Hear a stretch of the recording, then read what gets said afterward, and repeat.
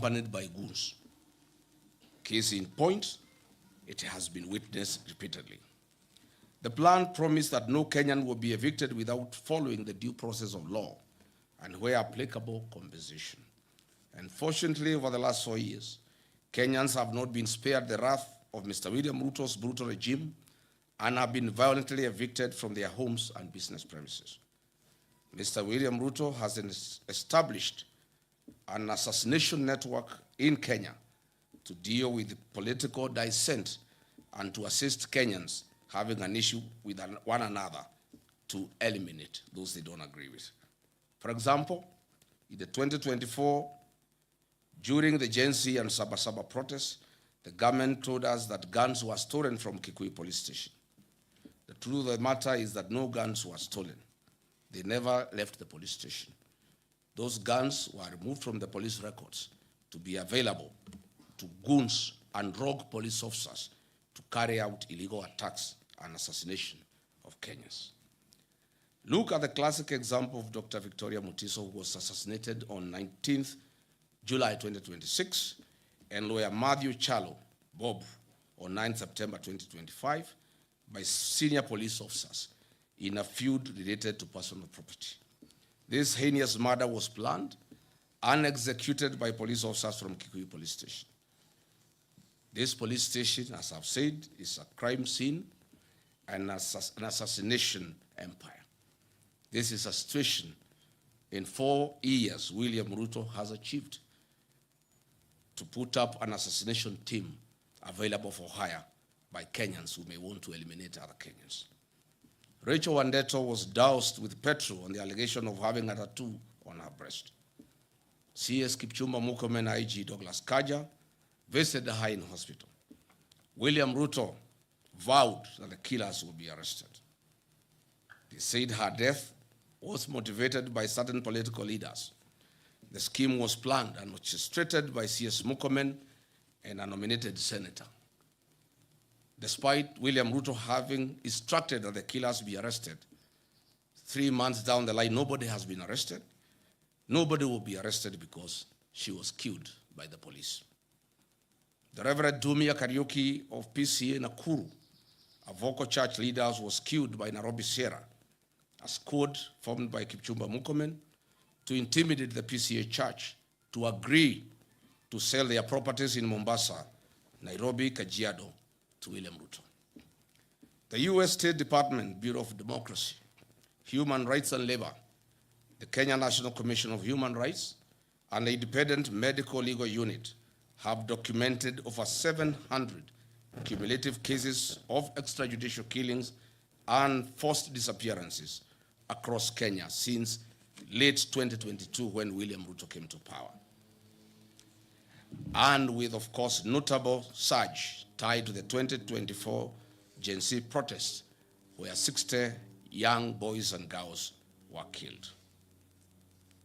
Mr. William Ruto, it is also important to note that alcohol and drug substance abuse is on a record high in the country. And the climax was when William Ruto appointed 2 known drug barons into his cabinet. William Ruto has therefore deliberately allowed the menace to grow in sections of the country that are not politically aligned to him. While serving as the country's deputy president, I ensured and chaired a multi-agency stakeholder meetings across country to exhaustively examine the root causes, extent, and impact of this growing disaster, with the aim of offering solutions. The initiatives were aimed at informing major government policy, measures, and prescribing interventions and actions to address alcohol and drug demand reduction, supply suppression, and harm reduction. Under my leadership then, I strengthened the intergovernment collaboration, and coordination in fighting alcohol, drugs, and substance abuse. I proposed several amendments of national and legal and county legal provisions on alcohol and drug control, coordinated and multidisciplinary licensing regime of alcoholic outlets where all stakeholders were involved, and proposed the establishment of county treatment and rehabilitation centers. I held high-level engagement sessions with the judiciary to fast-track alcohol, drug, substance abuse matters before then. William Ruto's 4 years have achieved unwarranted, excessive availability of drugs to our young people, killing them and leaving others as zombies. I'm confident that on August 10, 2027, we will revisit this program and eradicate these vices in totality. The following are some of Kenyans who have been abducted and disappeared recently. Mark Million Carrier, he was abducted in Nairobi. Michael Olo, abducted in Nairobi. Families wept in the Milimani High Court demanding his release. His last location was along Kagudo Road. Evans Omondi, abducted alongside Olo and Carrier. Abdulaziz Duba Molu, alias Zizo, abducted in Kiamaiko on June 23, 2026 by armed individuals in civilian clothing and police uniforms. Davis Lichuma, a rights activist seized by the masked operatives outside Parliament, later traced to a hospital heavily battered. Omwancha Clifford Evans, listed among the recent abductees by local human rights groups. Manyura Morisori Douglas, still missing following a wave of clandestine security enforcement operations. Jimmy Mtava Mwanzi, abducted in Mlolongo, not seen to date. He was abducted at the instructions of DIG Langat. Dennis Chege, an activist who was said to be involved in the Gen Z protests, vanished and remains completely unaccounted for to date. Brian Stigo, a Nakuru fisherman, who mysteriously went missing in 2022 under similar contested operations at Lake Nakuru National Park. The plan promised Kenyans that the National Coroner Service Act of 2017 will be amended to establish the Coroner General's Office. The objective and aim of this amendment was to remove the burden of investigating suspicious and police action deaths from regular police channels and DCI. Further, the amendment of the Act was aimed at removing potential conflict of interest and ensuring absolute transparency in handling and explaining deaths, enforced disappearances, or fatalities resulting from the law enforcement operations. 4 years later, this promise has not been fulfilled. National Coroner Service Amendment Bill 2026 was officially published in the Kenya Gazette on April 16, 2026, and received by the Directorate of Legal Services in July 2026. It is currently at the introduction and pre-reading stage in the National Assembly, awaiting formal first reading and committal to the relevant departmental committee. Mr. William Ruto has also facilitated acts of transnational repression against foreigners in Kenya. More specifically, on July 24, 2024, 36 Ugandans, members of a Ugandan opposition political party, as part of a joint Kenya-Ugandan security agency operation, and were forcibly returned to Uganda. On October 18, 2024, 7 Turkish asylum seekers were abducted in Nairobi by masked men. Kenya later confirmed it forcibly deported 4 of them to Turkey in a joint security operation, citing bilateral ties, drawing severe condemnation from the Office of the United Nations High Commissioner for Refugees and Human Rights. On November 16, 2024, Kizza Besigye, leader of another Ugandan opposition party, was kidnapped by Ugandan agents while visiting Nairobi. Kenya government officials claimed they were unaware of the abduction, but the Ugandan authorities maintained it was a coordinated action between the two governments. Tanzania journalist and human rights activist Maria Sarangi was on Sunday, 12 January 2025, almost abducted here in Nairobi. Prominent Zimbabwean constitutional lawyer and human rights defender Brian Kagoro was detained and deported from Kenya on February 22, 2026, intercepted by immigration and national intelligence officers at Jomo Kenyatta International Airport in Nairobi. He was held for over 10 hours and subsequently put on a flight back to Johannesburg, South Africa. In March 2026, 2 officials from the China Civil Engineering Construction Corporation were deported from Kenya amid a high-stakes dispute that arose in Kenya shillings 30 billion Kenya Railway city tender. Upon seeking a statutory review of the procurement process, William Ruto and Kipchumba Murkomen deported the complainants' local agents, clearing the way for their preferred entity, China Road and Bridge Corporation, CRBC, a company that has bagged procurement tenders worth 1.2 Kenya trillion since 2022 when William Ruto came to power. China Road and Bridge Corporation is the international conduit for corrupt proceeds in Kenya under the personal and direct supervision of William Ruto. I must say Kenyans are not safe, our children are not safe, investors are not safe, tourists are not safe, no foreigner is safe. And I must say, foreigners, investors, tourists, your own security starts with you. I ask the members of our development partners and foreign embassies accredited to Kenya to ensure that their staff and citizens are safe within the boundaries of Kenya. On protecting the liberties enshrined in our Constitution, William Ruto has breached the freedom of expression in Article 33 and the freedom of media in Article 34, Constitution of Kenya 2010. On 26 June 2026, 4 police officers from the dreaded Killer Squad, armed with AK-47 assault rifles, attempted to abduct the Standard Group Nakuru-based associate editor, Mr. Alex Kiprotich.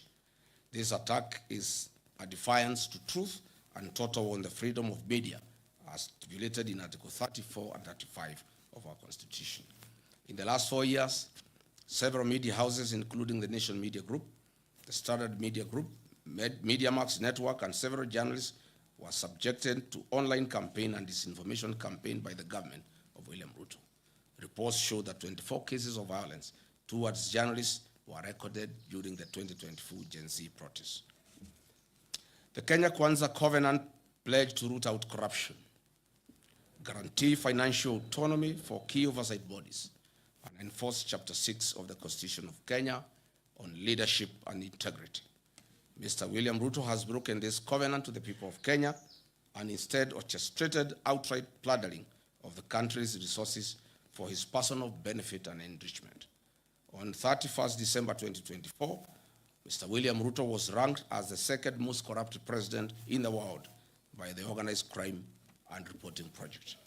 Transparency International Corruption Perceptions Index ranked Kenya number 130 out of 108 countries globally, with a score of 30 out of 100, reflecting persistent stagnation and public mistrust. Mr. William Ruto's administration has entrenched corruption as a way of life, and it remains systematic, pervasive, and deeply rooted in public service delivery and high-level governance. Mr. William Ruto's Western Hotel has been the leading recipient of government hospitality and catering tenders, securing 37 public contracts valued at hundreds of millions for the period ending June 2026.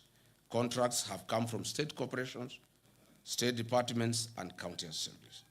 It is clear that William Ruto is in competition with local entrepreneurs, where he flexes his executive powers and gives priority registration that enriches himself and his cronies at the expense of other hardworking Kenyans.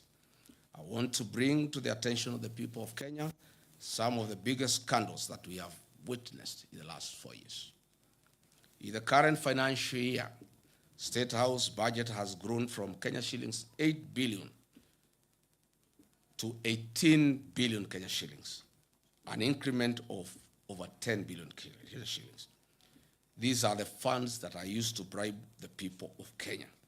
And lately, sheikhs, private security officers, village elders, teachers, chiefs, etc. Under the e-Citizen, a special audit report by the Office of the Auditor General exposed major financial and governance weaknesses, noting that over Kenya shillings 11 billion in collections lacking clear documentation or routed through non-designated accounts alongside irregular payments to private entities. The functionless chief system was procured at a cost of 104 billion Kenya shillings, and an independent assessment of this system shows that it is worth 800 million, leaving theft and plunder of public resources of 103 billion Kenya shillings. SHA makes a loss of 6 billion shillings a month, hospitals, and faith-based organizations and counties are owed 105 billion to date. As I've said before, SHA is insolvent and everybody knows it.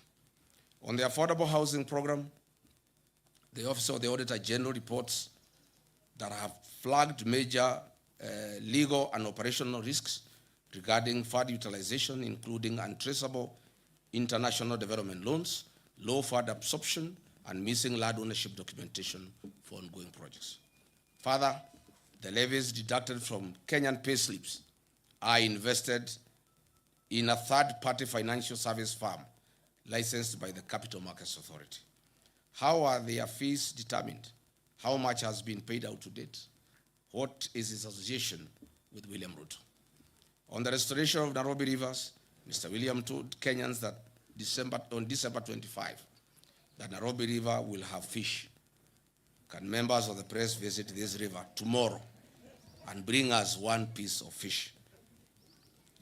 This government committed itself to protecting public assets, strengthening governance, eliminating corruption, and ensuring that public resources would be managed solely in the interests of the people of Kenya. It promised a government founded on transparency, accountability, and prudent stewardship of national resources. On the divestiture of the Kenya pipeline, has Kenya surrendered its ownership and control to a neighboring country? What was the rationale of forcing Kenyan state corporations to invest public funds in a public entity? Who is the mysterious lead transaction advisor, stroke investment banker that was the face of the IPO? How did he acquire his Kenyan citizenship, and whose interest does he represent? Mr. William Ruto and Senator Aaron Cheriot must come clear on their relationship with this mysterious dual citizen investment banker. On the sale of government's equity stake in Safaricom to Vodacom at 204 billion Kenya shillings, it was a ripoff. Each share was grossly undervalued at 34 Kenya shillings. Why didn't William Ruto allow the use of an open price discovery, or even better, allow a regulated cooperative and SACCO fraternity with over 1 trillion in deposits at the end of December 2025 buy out this stake? Aren't the cooperative society members hardworking, deserving Kenyans? What happened to Buy Kenya, Build Kenya? Or is it Buy Kenya, Build Ruto? Other national assets, such as the new KCC, Kenya Ports Authority, and Kenya Airways, have been strategically targeted for sale. What is the rationale of selling our heritage? Had hard-working Kenyans remit over 100 billion Kenya shillings monthly to the National Social Security Fund, NSSF. These funds now have been targeted for budgeted corruption and ring-fenced to fund infrastructural development projects, such as the Mau Summit Road, Twin Towers Commercial Building, and the Bomas of Kenya International Conference Center. Is this really prudent? Are our pensioner funds safe? What is the role of the mysterious dual citizen investment banker in structuring the fund management contracts issued by NSSF? The Communication Authority of Kenya, Universal Service Fund, has recently approved the transfer of 45 billion Kenya shillings to the National Intelligence Service, allegedly for the procurement of an ICT system whose market value is only 2.5 billion. This approval was given by the then chairperson of the Communications Authority in the hope that her business loan would be repaid from the proceeds. As explained earlier, China Road and Bridge Company, CRBC from China, is the major conveyor of corruption in Kenya and is the recipient of projects worth 1.2 trillion, namely the Naivasha, Malaba, SGR, Mombasa SGR, JKI modernization projects, Talanta Stadium, Southern Bypass, Eastern Bypass, Western Bypass, Makuba Bridge, and Bomas of Kenya, among others. Patriotic Kenyans, over the last 4 years, Mr. William Ruto has systematically eroded the values, principles, and institutional structures of Kenya's public service that was built to ensure an efficient, ethical, and representative government workforce. Today, the public service is demotivated and has taken a back seat, as William Ruto single-handedly runs the operations of government without any professional input from our dedicated civil servants. No wonder government programs are launched and they are after repackaged for another launch. Dear Kenyans, the Church of Christ has been a major casualty of William Ruto's deception. On 5th May 2022, he executed a charter between the churches and the Kenya Kwanza Coalition. He committed that his administration would protect the freedom of worship in Kenya and respect the church as a societal partner in national development. Fast forward to 2026, he has introduced punitive legislation through the Religious Organization Bill 2024, aimed at controlling the activities of the church. He has also increased fees required to carry out official activities. Who can forget the 2026 brutal murder of Reverend Julius Dumia of Nakuru PCA? Who will ever forget the attacks on Wetima ACK Church? Who will ever forget the attack of All Saints Cathedral? On 4th October 2020, William Ruto, then Deputy President, was expected at AIPCA Church in Keno. Police officers tear-gassed the church. At the time, William Ruto said, "The Jubilee administration is a product of kneeling and prayer before many altars in Kenya. It cannot be the same administration is now going to tear-gas the church and disgrace our altars in Kenya." William Ruto then said. Today, as president, the church is a serious attack. He has taken the attack to the church a notch higher, beyond tear gas, live fire, torching of vehicles, and a clear intention to kill an altar. He has completely betrayed the Church of Christ. This cannot be forgotten. Mr. William Ruto has completely betrayed the Church of Christ. That prayed him into government. The economic burden on ordinary Kenyan worker has also increased. The Federation of Kenyan Employers has also reported that in 4 years, a number of local and international companies either closed operations or exited the Kenyan market. These include CMC Motors, Base Titanium, Nakumat, Twiga Industries, Dilaru, Jumia Foods, and Hilton Hotels.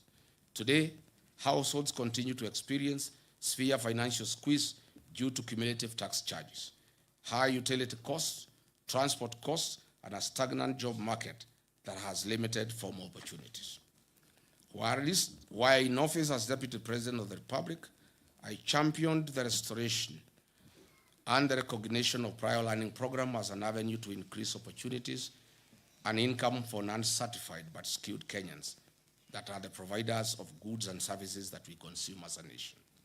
Further, I developed a framework of cooperation and engagement between Nairobi City County Government, Nairobi County Traders, KRA, Anti-Counterfeit Authority, and the Kenya Bureau of Standards.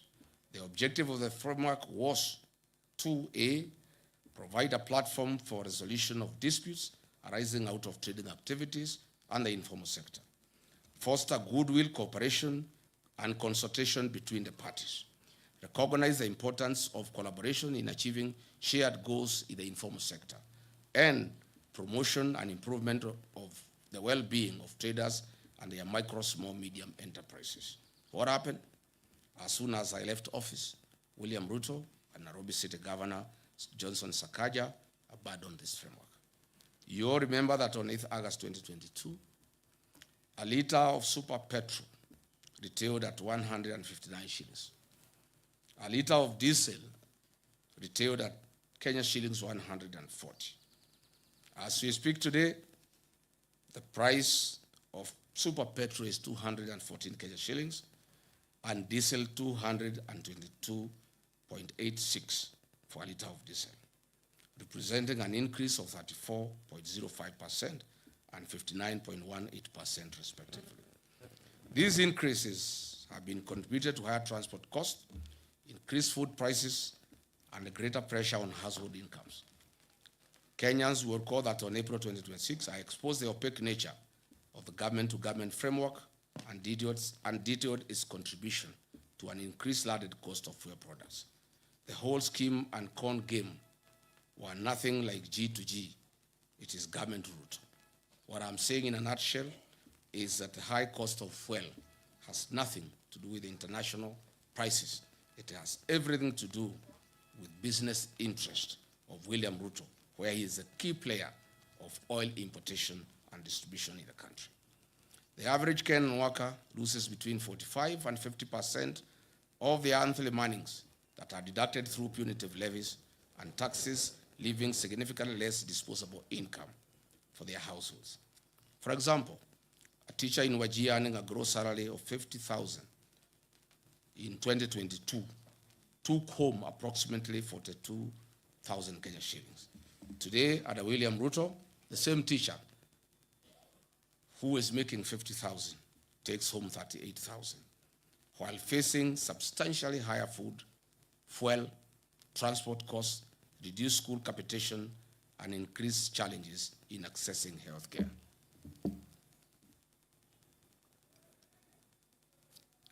Coupled with the rising cost of petroleum products, the Kenya Kwanza covenant to put money into people's pocket is nothing but a pipe dream. If anything, Mr. William Ruto has achieved the complete opposite and has taken money out of Kenyans' pockets, leaving them with a reduced net disposable income. This covenant was central to the plan to improve the lives of Kenyans.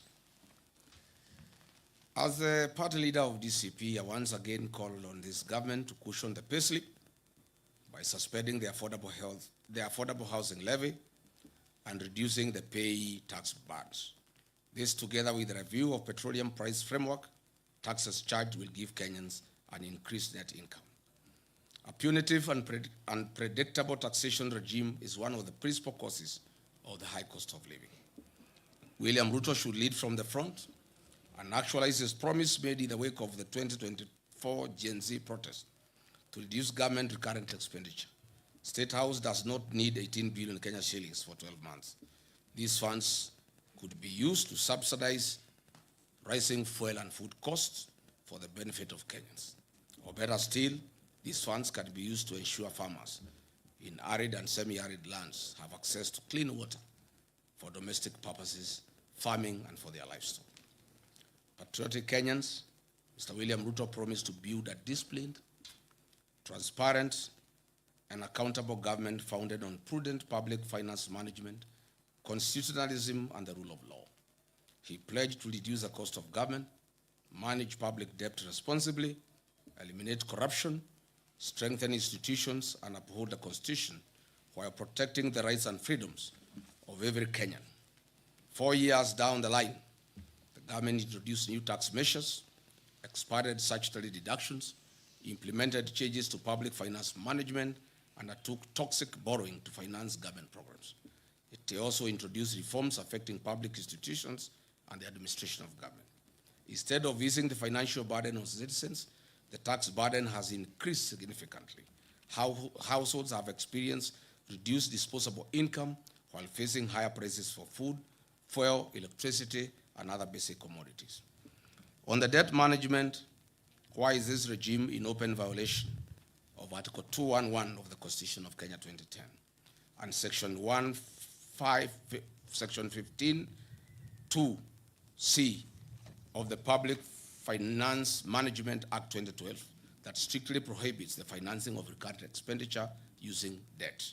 Looking back, we know that the Grand Coalition government borrowed an average of 200 billion shillings annually. The Jubilee government of Uhuru Kenyatta borrowed an average of 700 billion shillings annually. This regime of William Ruto borrows an average of 1.4 trillion annually with no corresponding development. Since August 2022, Kenya's debt growth has entered a dangerous pattern of continuous triple-digit or near triple-digit expansions. As we speak today, every citizen of Kenya and every child born as of this morning has a debt of Kenya shillings 221,000. This country has a debt of 13.02 trillion, up from Kenya shillings 8.6 trillion in August 2022 when William took over. Mr. William Ruto has borrowed in excess of 5 trillion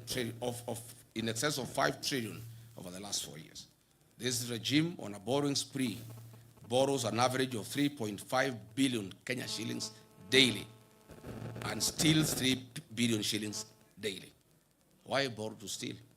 On average, this government steals from the people of Kenya 125 million shillings every hour. Calculated, this government is stealing every minute 2 million shillings from the people of Kenya. Dear Kenyans, the National Treasury has delayed disbursing the equitable share of revenue to counties.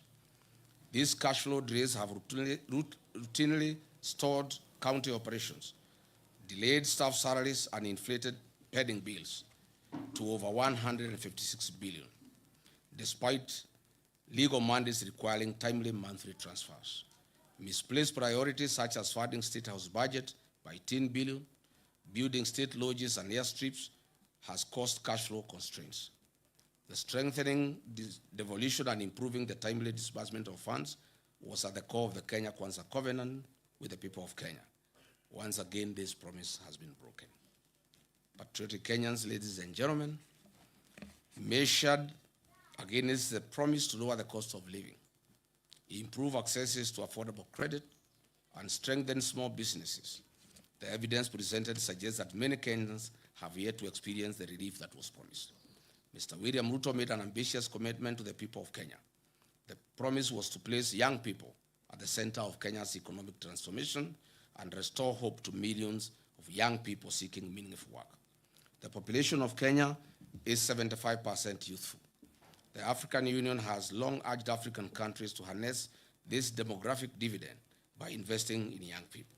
It is therefore fitting that we assess one of the administration's flagship commitments, expanding credit opportunities to Kenyans' youth. The Kenya Kwanza administration promised to establish a 50 billion hustler fund to provide affordable credit to mama mboga, boda operators, mkokoteni operators, and other small-scale entrepreneurs. This commitment was to ease financial constraints, promote enterprise, and improve the livelihoods of ordinary Kenyans. Mr. William Ruto established the Hustler Fund, whose head and tail cannot be traced. As it were, the financing programs intended to support micro, small, and medium enterprises. The Hustler Fund is said to have disbursed 87 billion Kenya shillings to 28 million people. What a paradox. What a lie. I am yet to hear of anyone Kenyan saying that they have expanded their business courtesy of the Hustler Fund. Limiting the disbursement of funds to registered cooperatives would have probably made a greater economic impact and would have reduced the mobile loan default rate that is very high. I have raised fundamental questions on the effectiveness of the Hustler Fund in meeting its stated objectives. The truth of the matter is the high rate of loan defaults and low loan disbursements, in many instances 500 shillings, are insufficient to establish or grow a sustainable business venture anywhere in the country. This is simply a lost cause and was a fraud. 4 years ago, Kenyan women were promised dignity, economic empowerment, and their welfare. 4 years later, the women continue to experience economic hardships occasioned by a high cost of living, increased medical and educational costs, and an unsustainable credit framework under the Hustler Fund and Women Enterprise Fund. The discontinuation of projects such as Linda Mama and Edu Afia have increased the cost of accessing healthcare and education services to women and their families. Mr. William Ruto has ignored Justice John Mativo's 2017 ruling and the former Chief Justice Maraga 2020 advisory to entitle a legislative framework and implement the 2/3 Jeta rule despite having a parliamentary majority. Patriotic Kenyans, the Kenya Kwanza commitment was to turn the housing challenge into an economic opportunity. They promised to build 250,000 houses every year. This was the promise. However, 4 years later, Mr. Ruto has fashioned and turned this into a conduit to steal public land and be the sole supplier of construction inputs, cement, steel, tiles, nails, and MDF panels that manufactures, factories he has bought and acquired. The Affordable Housing Fund has collected over $1 billion since its inception. The State Department of Housing and Urban Development has conveniently ensured a low absorption rate of roughly 25% due to the staggered nature of construction phases and investments of proceeds in treasury bills, bonds through CDN Bank.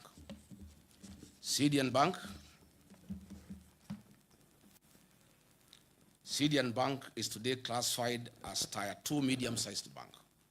It has graduated from Tier 3 status after achieving a market share of over 1% driven by deposits mobilized from Government of Kenya State Corporations, Social Health Authority, Nairobi City County Government, and the Affordable Housing Fund levies. CDN Bank is worth 95 billion in asset value, Kenya shilling 74 billion in customer deposit, and a reported 1.7 billion net profit in the year ending 2025. Compare this sudden change in fortunes with the 2022 financial year results. This bank had 42 billion Kenya shillings in assets, 30 billion in customer deposit, and a reported loss in the financial year ending 2022. Since William Ruto bought it, you can see the transformation. This housing scheme is nothing but a personal business that guarantees the exclusive single source offtake of steel, MDF panels, nails, iron sheets, tiles, cement by factories owned by William Ruto and his allies. The levy proceeds are the reason why CDN Bank deposits have increased tenfold for the 4 years. If it were a genuine program, why is it being forced down citizens' throat? There was no promise to raise the payslip of the Kenyan worker in the name of a punitive housing levy. Private businesses must be left to do their work as the government does its work. It's important that the workers of Kenya know that monies deducted from their payslip is invested in CDN Bank owned by William Ruto, who is collecting the profit. In my view, and as expressed before, the affordable housing scheme should be made optional to Kenyans to allow them to participate at their own free will. Fellow Kenyans, Mr. William Ruto had promised that within 30 days of his presidency, he would establish a quasi-judicial public inquiry to establish the extent of cronyism and state capture in the nation and make recommendations. Unfortunately, over the last 4 years, Mr. William Ruto himself has captured the state. He has focused on centralizing control of independent constitutional commissions, state entities, public sector procurement, and unwarranted sale of strategic national assets. All these measures are aimed at achieving the sole objective of enriching William Ruto at the expense of 55 million Kenyans. It should be noted that William Ruto has achieved the milestone of being certified as a US dollars billionaire in a record 4-year courtesy of looting Kenyan public coffers. Mr. William Ruto's 4 years in office has accomplished a mission of driving Kenyan entrepreneurs out of business. Contractors are out of business. Traders are out of business. William Ruto has captured all businesses and he is in competition with the Kenyans that he leads. He has used his office to flex muscles on traders. Where he has not pushed, his cordial CRBC has come in. Mr. William Ruto has investments in virtually every sector of Kenya's economy, namely banking and finance through CDN Bank, investment banking through Rock Investment Bank, a CMA license issued in 2026, and is a fund manager of NSSF and PSSF pension funds, insurance through Amaco, capital markets through ZD Platform, hospitality through Weston Hotel and Ritz Carlton in Amara, cement through the various companies that he bought, including Baburi and East African Portland Cement, betting through SportsPesa, Sportbet and Betika, aviation through Kwale Island Development, healthcare through Nairobi West Hospital, telecommunication through East African Device Assembly Limited, oil and energy through Gulf Energy and oil marketing companies, energy gas through Taifa Gas, construction, farming, Currency security, he has recently bought Daru.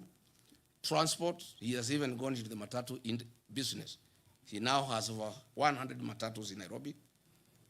Agriculture, poultry, minerals, gold prospecting in Aboseli, Logorian, Transmara, DRC, including in Darfur. Literally, all business people in Kenya have been driven out of business by William Ruto. The Parliament of Kenya has failed in its legislative oversight and representative role. Its members, except the few who hang around with me, are on record boasting how they are paid for everything that they pass in Parliament. I must remind all parliamentarians that they are accomplices to criminal acts. Under the archaic leadership of the UDA with winger Moses Wetangula, the National Assembly is one of the major causes of the suffering of Kenyans by passing bad laws like the Finance Bill 2024, whose provisions were later sneaked through amendments and omnibus legislation. Mr. William Ruto's attempt over the last 4 years to undermine the office of the Auditor General has been frantic and uncalled for. He now wants the Auditor General arrested for resisting theft of public funds. The people of Kenya will not allow it. Mr. William Ruto has made IPOA non-functional in the last 4 years. An attempt was made through a Gazette notice to put it under the Ministry of Interior so that they can cover all the crimes against Kenyans and the police. Fortunately, our court stopped this covert mission. Historically, IBC has been an institution under low public trust. It is in the public domain that IBC, as currently constituted, enjoys low public trust among Kenyans. The threat by the chairman Ethocon to suspend or allow by elections if there is violence is a clear indication that he is under manipulation by William Ruto. The Central Bank of Kenya is one of the most critical government institutions we have. However, through the National Assembly, the CBK Act was amended recently to allow the purchase of gold and other precious metals. This is gold bag season 2 loading. Kenyans should be alarmed that CBK has not received currency supplies from Germany for 4 months after it became apparent that the government wanted money diverted to Mombasa and the German suppliers were reluctant. We have also noted the recent changes in the ownership of Daru, Kenya, and Kenyans are keenly watching the space to establish whether they want to print currency for bribing voters in the forthcoming general election. Allow me to give 2 practical examples of how William Ruto has captured institutions. I'll use IPOA and KWS as examples. At IPOA, we have over 1,000 cases of police excesses that have been reported over the last 4 years by the people of Kenya. Only about 10 cases have found their way to court. Mr. William Ruto has deliberately slowed down the activities of IPOA. Some few days ago, the Aboseli National Ecosystem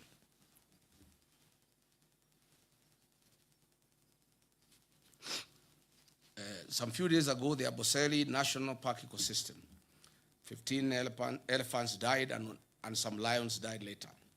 We were cheated that they were died through suspected cyanide poisoning from pesticides. Tell the Kenyans the truth, Mr. William Ruto. Doing cyanide lynching to extract good prospects. And this warning goes to the people of Ikolomani in Kakamega, where Mr. William Ruto is eyeing your gold deposits. Be very careful.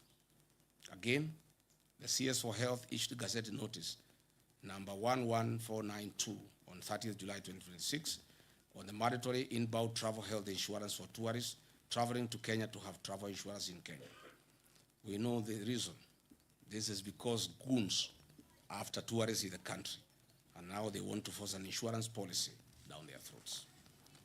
To demonstrate what professionals in this government feel and go through, allow me to quote Professor Njogona Ndungu, the former National Treasury Cabinet Secretary, during a development forum in Sweden. And I quote, "The capacity to do the right things exists, but is overshadowed by institutional failure, where someone seeks to overrun institutions. The current president is overrunning all institutions, leading to conformity driven by fear within these institutions," close quote. What is this if not impunity of the highest order? Patriotic Kenyans, historically, Land is one of the most emotive issues in Kenya. Mr. William Ruto has promised to settle all historical land injustices in Kenya and resettle millions of squatters across the country. Unfortunately, he has scored the lowest in this matter and created many war fronts on the land question. Over the last 4 years, William Ruto and his cronies have been involved in an historic high-level grabbing of land and misuse of public lands. For instance, 2,800 acres have been grabbed by Ruto and his cronies in Kebiko, Kajiado. 6,000 acres of land in Waso Kedong in Suswa has been grabbed. 5,000 acres of land, or Kyobo in the Masai Mara, has been grabbed. 1,000 acres of land for Puko and Limanet within Narok Township has been grabbed. Over 7,000 acres of land of Olokuto adjudication section in Narok North. Kehoto land, about 300 landowners risk being thrown out of their 700 acres of land. Davivi land in Naivasha has been grabbed by William Ruto. He has put up a home and he is growing wheat and maize in the farm. Banita settlement scheme, 14,000 acres of land have been grabbed. Olongai land, about 167,000 people are at the risk of eviction as this land is being grabbed. Egerton University land, Oscar Sudi, Samburu, and William Ruto have grabbed 2,000 acres of land meant for the university where they are doing wheat farming. Patriotic Kenyans, health has long been one of Kenya's foremost national priorities. Building on the gains made at Kenya Vision 2030, the Kenya Kwanza administration committed itself to delivering universal health coverage by guaranteeing every Kenyan access to affordable quality health care.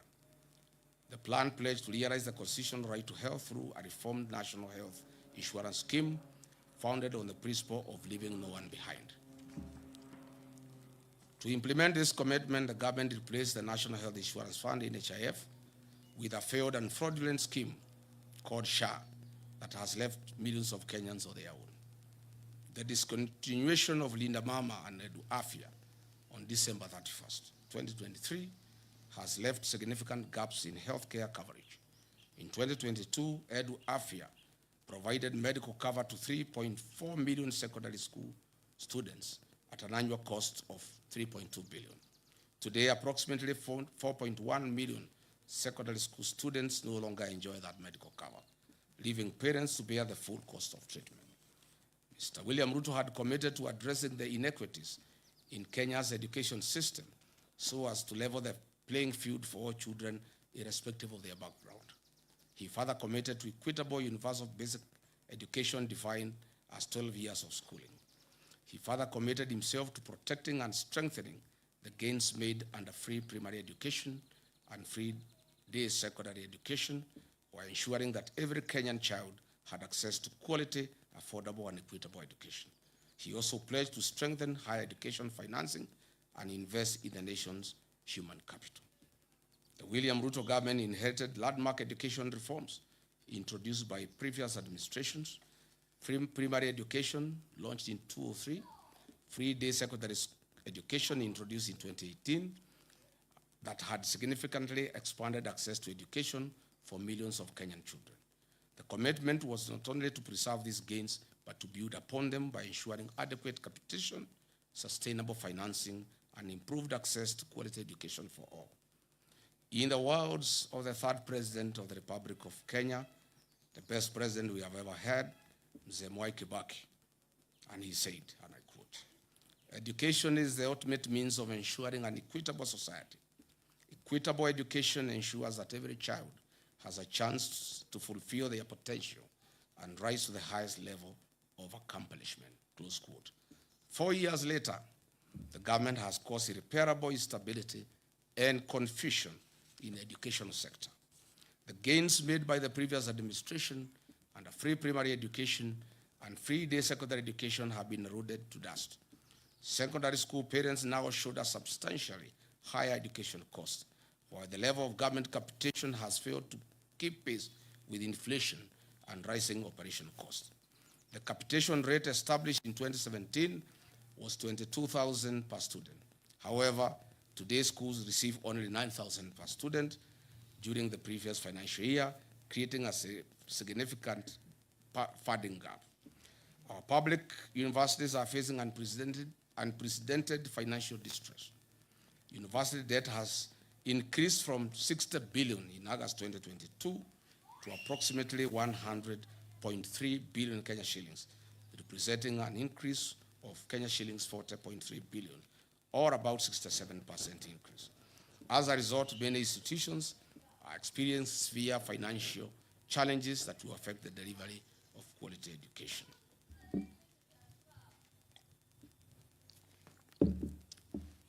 Further, we have had two university financing models in 2 years.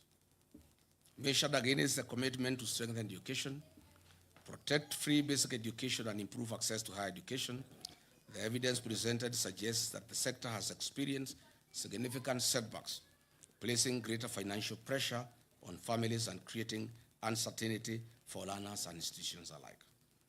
Ladies and gentlemen, Mr. William Ruto pledged to invest 250 billion Kenya shillings into the agricultural sector to shift the country from food security to surplus production. Recognizing its strategic importance, he pledged to transform the agricultural sector by increasing productivity, improving farmer incomes, and revitalizing key value chains. The administration committed itself to revamping underperforming export crops, expanding emerging high-value crops, strengthening the tea value chain, supporting food security, and promoting agro-processing as a driver of economic growth. Despite the commitments made, our farmers have experienced increased economic hardship. Net incomes have reduced due to increased cost of inputs, higher taxation rates, high transport and distribution costs due to reclassification of VAT status. Agriculture continues to receive approximately 2% of the national budget, significantly below the African Union 10% target under the Maputo Declaration. The tea sector has faced considerable challenges over the past 4 years. This is due to the deterioration of Kenya's economic and diplomatic relations with Sudan, historically one of the largest buyers at the Mombasa tea auction. Sudan's annual consumption of Kenyan tea declined from approximately 10.7 million kilograms to about 1.7 million kilograms, leaving substantial volumes of tea unsold. But why has this happened? Mr. William Ruto's appetite for business and money has failed Kenya. His close association with the Sudan's RSF warlord, Mr. Hemeti, in illegal trade of gold in exchange for weapons, has reversed the gains we have made. These internationally sanctioned war criminals live in Kenya under state protection and have been issued with diplomatic passports and ID cards by Kipchumba Murkomen. U.S. Senator Jim Risch, chairman of the Senate Foreign Relations Committee, while noting Kenya's NATO ally status, criticized William Ruto during a May 2025 hearing. Senator Risch questioned Kenya's loyalty following its facilitation and hosting of Sudan's paramilitary rapid support forces, RSF. Rice farmers in Ahero, West Kano, Bunyala, Bura, and Mwea have also faced significant challenges. Although rice was identified as a strategic import substitution crop, import volumes approaching 1 million metric tons annually have depressed local paddy prices, leaving many farmers with unsold stock. Just recently, on 6 July 2026, William Ruto authorized the gazettement of duty-free importation of 490,000 metric tons of grade 1 milled white rice before 30th November, June 26. It estimates that this represents a missed economic opportunity exceeding 100 billion Kenya shillings if domestic production had been given priority before this duty-free window was open. Even though state sugar mills have been leased to private sector players associated with William Ruto, their principal business model is to import sugar instead of purchasing locally grown sugar from farmers. This has left 320,000 small-scale sugarcane farmers now facing an uncertain future. The targeted turning of 2 million poor farmers from food deficit to surplus producers using input finance and agricultural extension support. To date, show me one farmer in Kenya who can come forward as a testimonial. Instead, this farmer has nothing.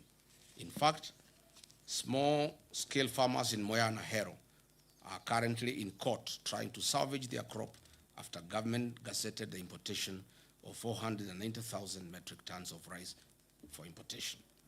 Tea farmers are crying. A 0.8% levy has been introduced, and this year's bonus will reduce from 45 Kenya shillings per kilo. Sugarcane farmers in Western Nyanza and Kisii, the government is unable to pay 270 million owed to them. Cane per ton has reduced from 6,500 to 5,000. Dairy farmers who have supplied milk to new KCC have not been paid for 6 months. It is further alarming that the National Agricultural Value Chain Development Program allocation dropped by 54% to 54% from 10.2 billion Kenya shillings in 2025-2026 financial year to 4.7 billion Kenya shillings in 2026-2027 financial year. This is a direct assault on the agricultural value chain in Kenya. As Deputy President, I initiated progressive reforms in the agricultural sector that increase returns for tea, coffee, dairy, and other cash crops. Through my efforts, we negotiated an 8 billion debt waiver for coffee farmers that was suspended as soon as I left office. More can and more will be done once we form government on August 10 next year. Patriotic Kenyans, William Ruto pledged affordable credit and working capital through an accommodative financial ecosystem, removing structural exploitation and removing barriers to unsecured agricultural credit. To date, the Agricultural Finance Corporation is underfunded. It has a demand of 15 billion Kenya shillings per year from farmers, but the promise to fund it by 10 billion Kenya shillings per year was a hoax. Instead, those who borrowed are being auctioned. Dear Kenyans, William Ruto pledged to revive collapsed cooperative factories and processing plants such as sugar and dairy sectors, and guaranteed minimum returns for farm products. Show me any revived sugar factory. Instead, they have been sold, and they have been bought by Ruto and cronies. Where is the cashew nut factory you promised in the coast? Where is the value addition centers you promised in 47 counties? Where are the county industrial and aggregation parks you promised? Where is the state-of-the-art slaughterhouse you promised at Bachuma for animals in northern Kenya? Where is the nitrogen fertilizer factory you launched in Naivasha? Where is the marble factory you launched in Vihiga? On value chain investments, he designated a specific capital infusion, including 250 billion for tea value chain, and expanded the investments in dairy farming and coffee cherry funds. Where are these funds? Nowhere. On blue economy and fisheries, funding for fisheries and the blue economy decreased by 30% from Kenya shillings 11.15 billion to Kenya shillings 7.83 billion. Livestock sector allocations of livestock fell by 14% from Kenya shillings 13.6 billion to 11.6 billion. On eradication of hunger and improved food security, the country was promised prosperity by Ruto. Unfortunately, the number of undernourished people in Kenya increased from 10.1 million in 2004-2006 to 19.7 million in 2023-2025. It is more troubling when you look at the costs of a typical household food basket. A food basket is estimated to have risen from Kenya shillings 15,000 in 2022 to over 19,000 shillings today, an increase of more than 26%. Essential commodities such as electricity, chicken, beef, sugar, kerosene, bread, and milk have all become significantly more expensive here in Kenya over the last 4 years. Patriotic Kenyans, 4 years ago, this government promised the people of Kenya dams and water. 50 mega dams across the country were promised. 200 medium-sized dams across the country were promised.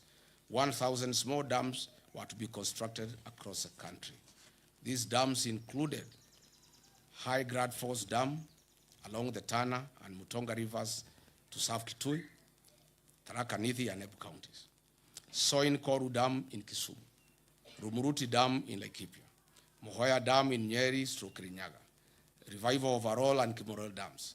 Thakwe Dam, Sioi Muruni Dam in West Pokot. Badasa Dam in Marsabit. Darugo in Kiambu. Rale in Kilifi. Galana in Tana River. Kokwanyo Dam in Homa Bay. Lowat in Turkana. Makamini in Kwale, among others. Unfortunately, all we see, no dam. All we see is our president visiting other countries like Ethiopia to witness the launching of their dams.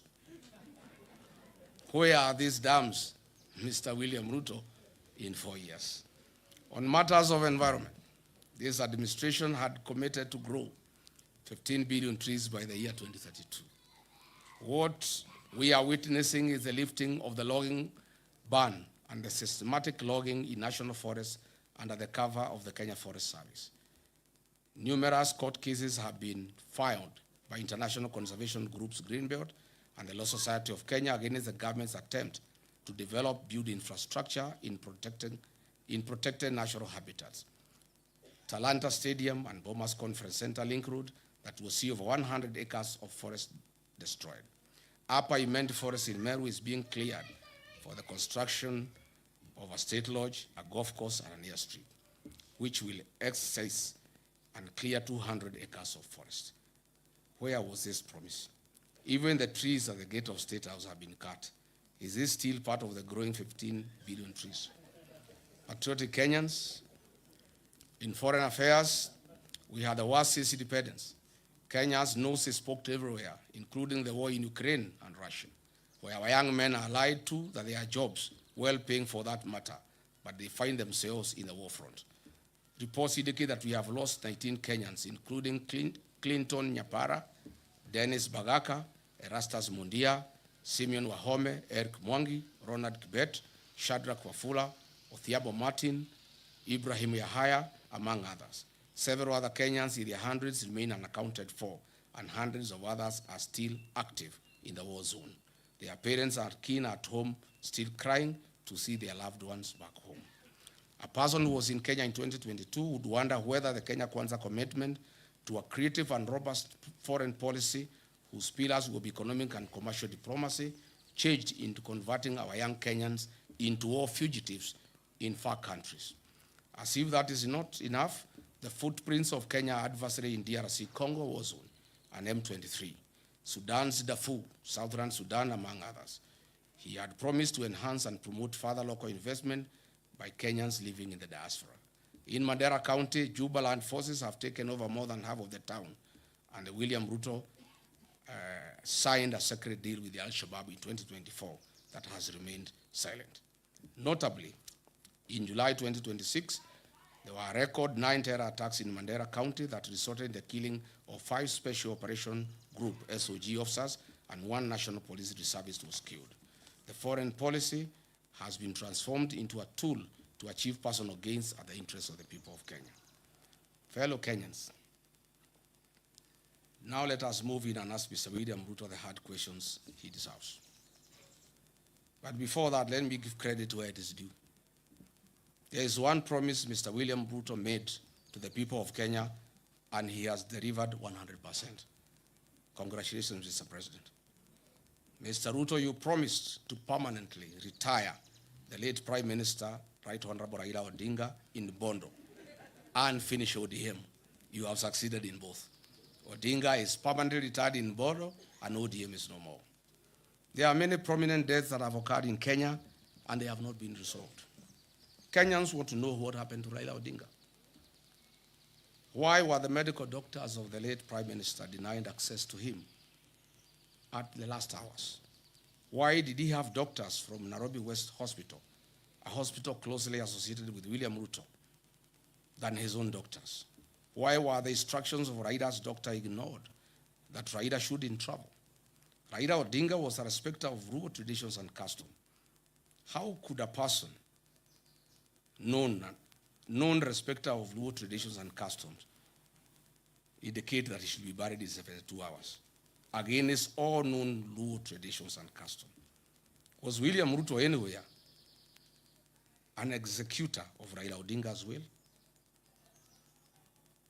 Why was there no postmortem done on the body of Raila Odinga? Why was he forced to go to India through a private jet? Why did the president force Raila Odinga to go to India? Why was his party ODM taken over before his body arrived in the country, despite the known African customs that you don't inherit a man or a woman for that matter before they are buried? Who are these doctors who accompanied Raila Odinga against the wishes of his personal doctor, Professor David Oluoch-Oluonya? These are hard questions that Kenyans want to know. On the death of Honorable John Ngeno, the late MP, for the first time, Kenyans must know what happened. I have intelligence information as follows. On the fateful day after Ngeno was dropped at Edebes, the helicopter went to fuel in Eldoret. The pilot didn't know the fuel he was about to put in had been transported to the scene from Lodwar. High alert Kenya revenue officials noticed an unusual car that had carried the jet fuel. It was arrested and the driver questioned. The driver refuted to them that he transported the fuel from Lodwar. Immediately, this KRA official and the police Eldoret Airstream were instructed from Nairobi to release the driver if they cared about their lives. Is it this fuel that caused the chopper not to pick up in high altitudes? Is that why the pilot first came down and tried again to pick up? These are fundamental questions. What did Kipchumba Murkomen know about the people who called this KRA officer and the police at Eldoret Airstream officials? Can KEA produce the CCTV footage at the facility on this fateful date? We are still waiting for a report on what killed Johana Ngeno. We must not forget about our gallant General Francis Ogola, the decorated top gun who had a stellar 40-year career in the military and perished in 2024 in an air crash. Unfortunately, to date, Mr. William Ruto, the Commander-in-Chief, has failed to release the aircraft accident investigation report to the country. Kenyans are demanding for answers. General Ogola was not an ordinary citizen. He died in active duty and service to the nation.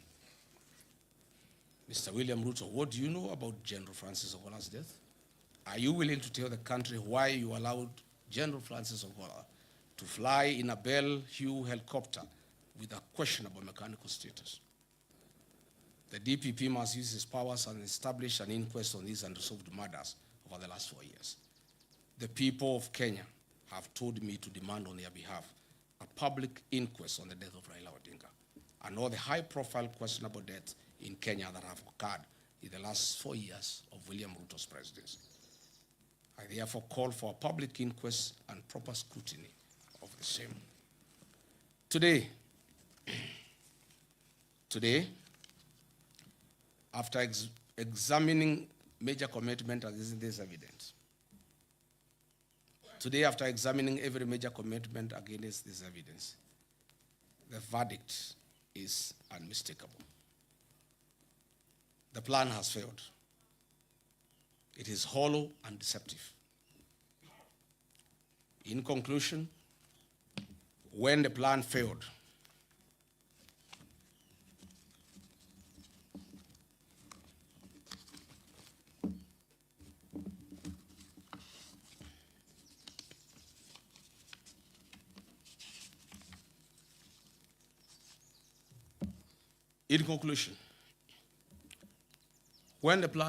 Kenyans were told that the answer lay in Adico.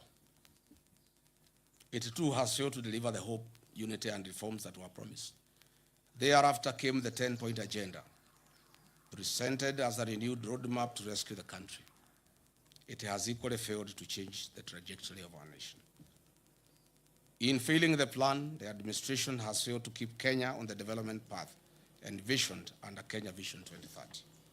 The question before the people of Kenya is therefore simple. If the author of the plan could not deliver the plan, if NADCO has failed to provide solutions, if the 10-point agenda has failed to change the country's direction, what reason do Kenyans have to expect a different outcome after 2027? You have all heard William Ruto constantly accusing the opposition of having no plan. I ask Kenyans instead to look at his track record. He came up with a bottom-up economic plan As we have seen, it has failed. He came up with an article. He has failed to deliver. He came up with a 10-point agenda. He has failed to deliver. He came up with a Singapore. It has failed. And now, before he has honored a single promise and his commitments, he is now asking us to believe and trust him to come up with another plan. Vision 2060, or the way he is calling, beyond Vision 2030. Plan after plan, promise after promise, each one designed to distract from the fact that there has been no implementation of the last. From bottom up to Singapore, to Vision 2060 or beyond Vision 2030, William Ruto has mastered the language of plans. Whenever he is asked to account for what he has actually done, because he has no answer, he simply points to the next horizon. The harsh truth is he does not have the capacity to deliver.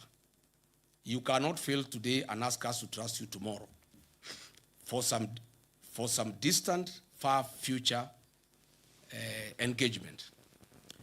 Based on your performance, Kenyans don't want to hear about Vision 2030 or beyond 2030. They want to know one thing. What will you deliver in the 364 days between today and the next election? Of all the promises you have already made, which ones can we expect you to keep? That will be your marking scheme 1 year from today. And Kenyans are doing you a favor. They are letting you set that marking scheme yourself. They are not making their own demands. They are just using your own commitments as the standard. So when the day comes, you should have nothing to complain about. Leadership is judged by results, not by promises. Governments earn another term through performance, not through visions and persuasion.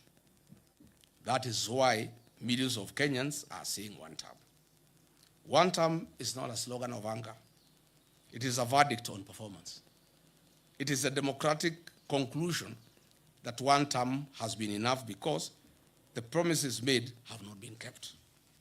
Exactly 1 year from today, on 10th August 2027, we shall go to the polls as a nation. Let us choose accountability over excuses, delivery over promises, and leadership that honors its covenant with the people. As Mr. William Ruto launches his deceptive 2060 plan tomorrow, I want to tell the people of Kenya that it is a lie, it is a con, it is a fraud, it is deceit. I urge all Kenyans from across the country to join in the liberation struggle that kickstarts his 364-day action plan to restore the dignity of our beloved motherland. As William Ruto launches his lie and deception tomorrow, I lead the people of Kenya in launching today a 364-day action plan to restore the dignity of our beloved motherland, Kenya. May God bless you. May God bless the Republic of Kenya. Thank you.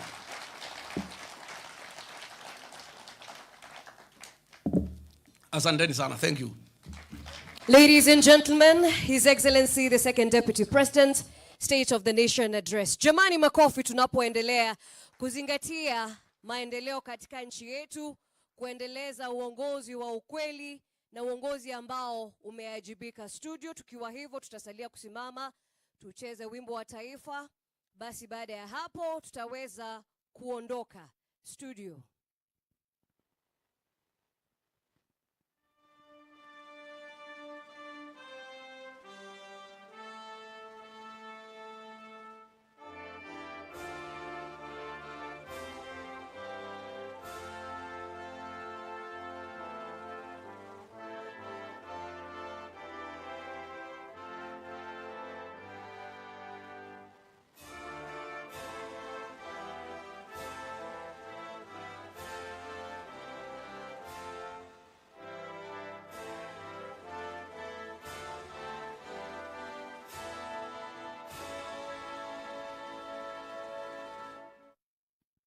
Asante, Your Excellency will lead us.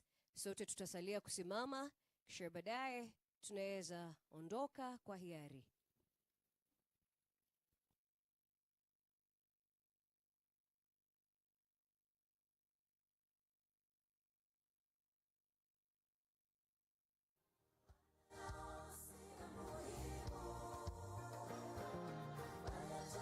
Kwa hiari.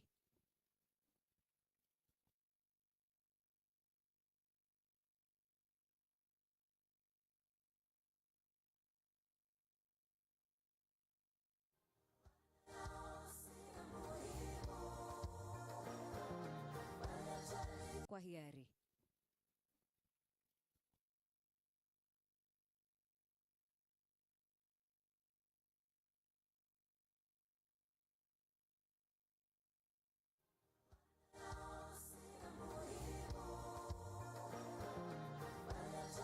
Kwa hiari.